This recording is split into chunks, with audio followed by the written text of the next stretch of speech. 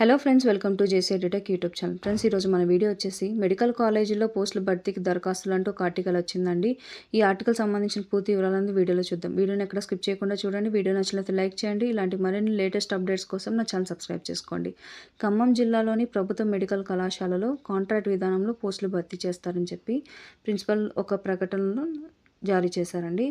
పోస్టుల వివరాల్లోకి వెళ్తే 12 ప్రొఫెసర్లు, 26 అసోసియేట్ ప్రొఫెసర్లు, 8 అసిస్టెంట్ ప్రొఫెసర్లు, 36 సీనియర్ రెసిడెంట్లు, 2 ఐసీయూ స్పెషలిస్ట్ పోస్టులను కాంట్రాక్ట్ విధానంలో భర్తీ చేస్తారు.